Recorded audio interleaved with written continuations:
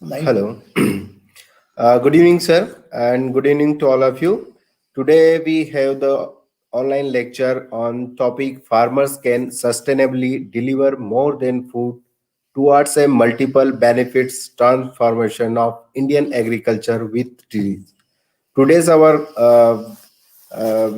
guest is guest speaker is Dr. Ravi Prabhu sir, and I welcome all on behalf of RVSKV Gwalior MP and IDP Nahib, Honorable Vice Chancellor sir, Director Dean Faculty, Director Research Services, Director Extension Services, Director of Instruction, and HOD of all departments, faculty, and faculties of different colleges, and with my dear students. Today we have the online lectures on just mention the topic I have read.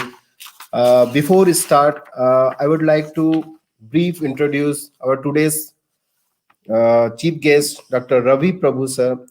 Ravi Prabhu sir is an accomplished scientist who has engaged in multidisciplinary research and action in forested landscapes for almost 20 years. He earned his professional degree and doctorate in forestry from the University of Groningen, Germany. Ravi was previously a senior program officer, forest and climate change with the United Nations Environment Program in Nairobi. He led the UNEP team that contributed to the UNREEDD program mainly by supporting countries to realize multiple benefits from REDD plus and to use REDD plus as a catalyst to transform to a green economy. Ravi joined World Agroforestry ICRAF as a Deputy Director General Research in 2012. He has served on numerous international initiatives and committees, including the Millennium Ecosystem Assessment, where he served on the review and editorial team, and the UN Millennium Project Task Force 6 on environmental sustainability. He received the Queen's Award for Forestry at Buckingham Palace in 2005. Uh, as concluding a brief introduction of today's our guest lecture, I would like to Dr. Ravi Prabhu sir please deliver his valuable lecture to our faculty and the students. Sir. Please, Ravi Prabhu sir. Thank you very much for that very kind introduction. I hope I'm audible to everybody. I'm really honored that you have asked me. Before I start my presentation, I will switch off my camera so I can focus on the presentation, and hopefully there will be time for some Q&A at the end of it. Okay, sir. So I will share my screen now, and hopefully that it will be visible to everybody. Yes, sir, it's visible. Okay, so the topic has already been mentioned. As it by a coincidence, immediately after this meeting, I'll be joining a Niti Aayog meeting which FAO has convened, which basically talks about the challenge of reimagining, transforming Indian agriculture towards the year 2030. So we are right on topic here. What am I going to try and do today? So we could actually stop the presentation after this slide. So if you are bored and you feel sleepy, just notice the slide and then you can probably go to sleep for the rest. So the points I'll make is that agriculture consumes too much for what it delivers. As we know, most of the fresh water in the world, much of the fertile soil, it is consumed by agriculture. It generates a huge amount of greenhouse gases. It contributes to toxicity, but it also is a main source of livelihood and occupation for people, something that we must also focus on. My point is we can't simply focus on the food production side of agriculture. Agriculture has to deliver more, and I believe it can. For this to happen, we need to reimagine agriculture, not just as a place where food is produced, but using agroecological principles and new technologies to develop an agriculture that satisfies multiple objectives as well, multiple benefits for people. For this to happen, we must have farmers as equal partners because they are actually the ones producing everything. And they have to be rewarded for this. Otherwise, they will not feel like they're equal partners. So we have to look also at the people in the value chains, the traders, the process integrators, the distribution hubs. All of those must be also included, but farmers are most important. What I'll focus a lot today is on the science and the need for the science to be transformative. What does that mean? It means more than describing what is happening, we have to be catalysts for the kind of change we want to see happening in the next 5 to 10 years in Indian agriculture, but also agriculture around the world. The problem is not just here. In that sense, perpetuating the current situation, the status quo, is not an option, and I will explain that in the first few slides. I hope you will join me in feeling optimistic. My aim here is to spark your curiosity and your ambitions, not to answer all your questions ahead of time, because that would be the absolute wrong outcome, because we are talking here to researchers and scientists. The presentation is very simply structured. It's in 4 sections. I will look at the status quo, what is happening now, why I think there are reasons for hope, because based on the knowledge, approaches, and technologies we have. Talk a little bit about this transformative agenda, and take a deep dive on some issues, and then draw some conclusions. So, what is the status quo as things stand now? Well, none of this is new to you. We are looking at food and nutrition crises around the world, and especially here in South Asia and in India, we are facing both food security, but more importantly, nutrition security challenges. The longer term perspective looks bleak if we continue the way we are. There have been a number of publications on this. The issue of trying to separate what is actually happening, the noise from the signal, as they say in cybernetics. But we really do know that there are going to be more people. They want to eat healthy, nutritious food without affecting the climate, which is important for all of agriculture, without degrading the soils on which everything is based, without being susceptible to the kind of pandemics that we're looking at the moment. And we need to get out of the situation where people are in food crisis around the world. So this is not a sustainable solution. We have to get past this. The challenge that we have with our science at the moment is that it tends to be about the kinds of solutions that may have worked in the 60s, in the 70s, even in the 80s, when we were talking about green revolution agriculture. We are now, as a new generation, challenged to come up with a new green revolution. The Dr. Swaminathans of this world did an incredible job for us. Norman Borlaug did an incredible job at that time. But we simply cannot continue with those solutions today because the challenges have changed. So we have to start looking at doing science differently. The science of complexity has to be inform the kinds of work that we do. So we need to plug the gap between rhetoric calling for transformation and action to enable it.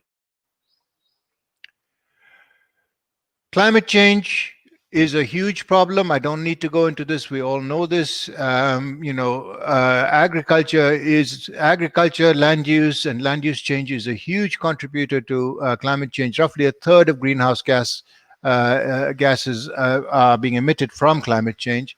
So any kind of agriculture transformation needs to look at its impact on climate change and ideally support adaptation and help to mitigate the emissions of greenhouse gases. And I believe this can be done with no cost to productivity. I spoke about soil degradation. 40% of the Earth's surface is degraded now. A lot of agricultural land is degraded. Either as a result of erosion or salinity. This is a huge problem.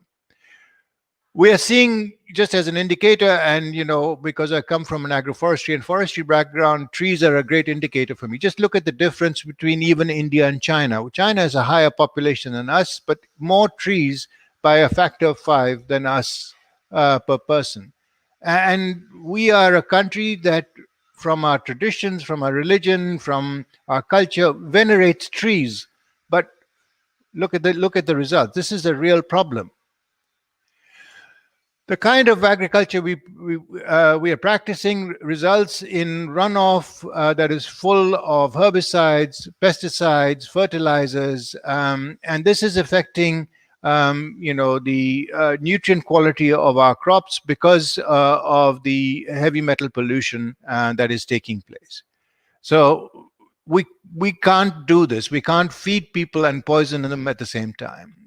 I think everybody's aware that groundwater depletion in the Ganga basin has resulted in many places with arsenic toxicity in rice. And again, we have to consider how we go about this. Not just as a result of agriculture, but agriculture contributes to this, that the majority of rivers in India are now highly polluted. And this is the water that we drink, we bathe, we irrigate with, and it doesn't matter if you are not doing, you're not using pesticides on your field, if the farmer is then supplied with water that is polluted. You are most familiar with this, but this is some work that we did. Let me just, step into a village. This is Yeraborapalli in Anantapur district in Andhra Pradesh. 10 years back, just 10 years back, each family had 10 to 20 cows. Buffaloes, were also around. They didn't feel at that time, this is farmer recalls, that the rains were such a problem. They did not purchase fodder for their animals from outside. All their open wells were functional, and they had common grazing lands. I will spare you what the current situation is, but the most important thing is that they were convinced, and in fact the young people had already left, that their children won't be engaging in agriculture. But women were more optimistic. They said, if we can change our agriculture, our children will come back. They needed the problems of drinking water, and they needed more livestock, both to manage their fields, but also as a source of income, if you're talking about goats or you're talking about milch cattle. So that's the situation. Why do I think there are reasons for hope? Well, I think our understanding has changed. We used to look at agricultural landscapes, and if there was trees or anything in them, we used to remove it. That was so that our machines could run across these landscapes. This was what we learned from the Americans and the Europeans as a result of PL 480 and our land grant supported universities. Today, it's much more the lower picture, that we understand if we have biodiversity in these landscapes, they are more resilient, that is more stable, often more productive. And because of these multi-strata systems, we can manage and adapt to climate change much better. And at the same time, achieve multiple goals and benefits from the same piece of land that we couldn't get anything but often just cereal production, as in the first picture. When we look at where we are globally, this is the Agroecology Conference in 2014, and in the last 6 years, agroecology has really come on board. The picture is of an agroforestry system in France. We are understanding that we reintroduce biological complexity using the agroecological principles and the knowledge that to back it up, we can achieve win-win opportunities for everybody to close yield gaps and environmental gaps. And I'll speak quite a lot about that as we move forward. So we have a lot of knowledge. Some of this might seem like the knowledge of our grandparents, but I know my grandparents. They were very wise people. I assume that your grandparents were also wise people. Simply because it's old knowledge doesn't mean that it's wrong knowledge. What we have at the moment is also the technologies to not just go back to the past, but go back to the future with the wisdom of the past. And that is, I'll take a little bit of time to talk about the fundamentals of agroecology. And I really apologize if all of you are very familiar with this. But since, I can't see anybody's faces, I can't see whether I'm boring you at this point in time. It's a dynamic concept. As a science, it's transdisciplinary. That means it crosses over disciplinary. It focuses on real world problems and is solution oriented. It is inclusive. That means farmers are part of the solution. And it's reflexive. That means you're always thinking and reflecting on how you do things and trying to improve. It is both a set of practices, what you actually do, but also the kinds of movement, the social capital that is going to be required. This was a presentation made to the Committee on World Food Security, which meets at FAO. There's a lot on this slide, and I believe that you have the PDF of my presentation, slightly earlier version, but the slide is also there, so you can take a look at it. It's far too detailed for me to go into. But there's a lot of literature now on agroecological principles, how to apply them, experiences from around the world. And some of my colleagues have been at the heart of developing this. What I want to leave you with this slide is that we're not just talking a term, we're talking about a body of knowledge which is well structured, which allows for principles. Now, the importance of principles is that they can be universally applied. The problem is when we have practices and then we say we apply these universally, then we lose out what happens in individual contexts. Principles can be adapted to context. Practices must be co-created for the context. Otherwise, we will have a problem. So what we are trying to do is generate and support innovation for transformation in each agroecology, in each context, in each social system, so that it meets the needs, the local needs, but also meets needs of people who are not in the local area, because food is not only consumed locally. The carbon benefits are not just consumed locally. The water benefits are not just consumed locally. So we have to think local, but we also have to think beyond the local. And so, I like to think of that as farms and landscapes and regions as nested scale approaches to dealing with this. So we have to think about technology and markets and institutions. We have to talk about these kinds of approaches, and again, going back to the importance of establishing and principles for this. This is just to give you a sense of how we can get to the kinds of key actions. The three important things here is we create a level playing field. That is, all those who matter, whether they are local or outside, have voice and can contribute to solutions. We don't try and simplify. One of the problems of the past is that we tried to simplify because the tools we had at that stage were not adequate. So we had vast monocultures across these landscapes. We have to embrace complexity, and we have to enable integration across sectors, within sectors, so that we get to this idea of the multiple benefits emanating from how we use these farming and forested landscapes more effectively. There's a lot of understanding now, in the preceding, 6, 8, 10 years on how to apply agroecological approaches and principles. Here it speaks about the technology that needs to be accessed, how it's used, and who controls it. There's an important issue about the moralization of food, because we have often in agriculture failed to have the kind of support that we have from policymakers to change systems. There is a huge inertia. What has succeeded in the past is assumed will succeed in the future. and that's not always true. So this concept around moralization of food has been important in getting people together to start thinking about the alternatives. Um, the last point over here, bullet point, is most important for me. Agroecology is not anti-technology. It is not anti-science. It's not anti-private sector. It's not anti-anything. It is a modern response to today's systems. And it has been considered by a large number of national governments around the world, including in India today. And in fact, that is after this, I will be on the Niti Aayog call just to talk about this issue. In order to manage something, we have to be able to measure and assess it.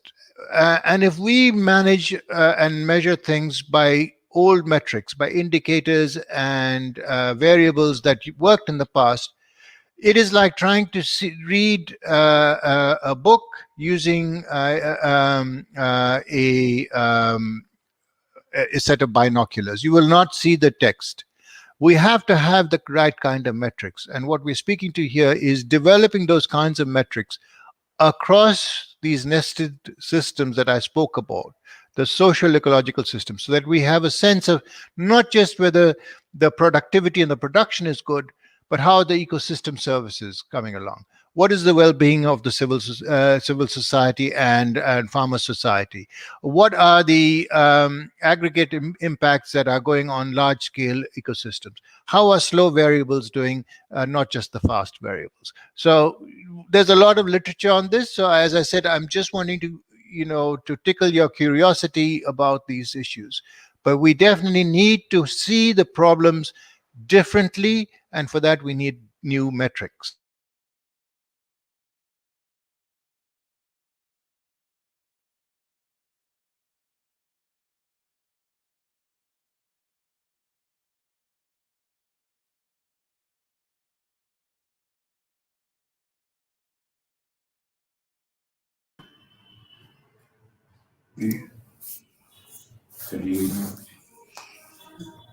Sir, you're not audible, Naren. Yes, sir. Some network issue maybe. Swatantra is saying network issue maybe. From Sir Sir Ravi sides, Sir. not our side, sir.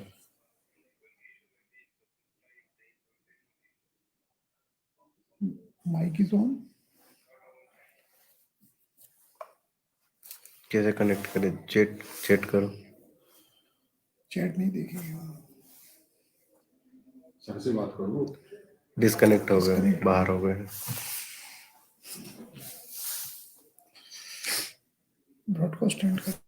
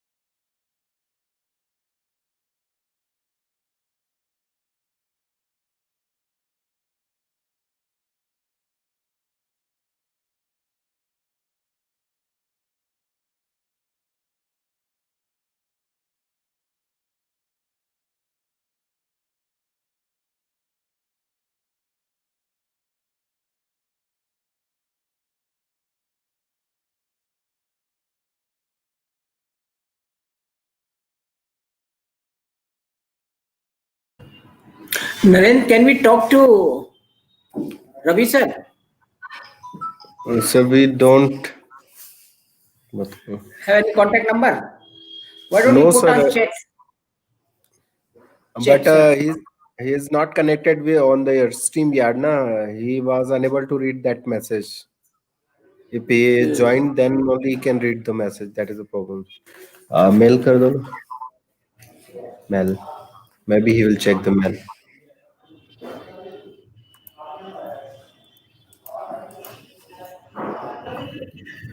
Mobile में pop-up तो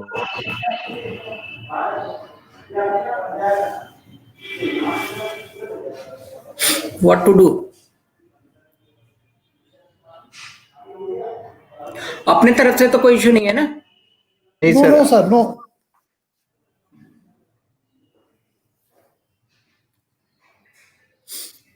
We can wait.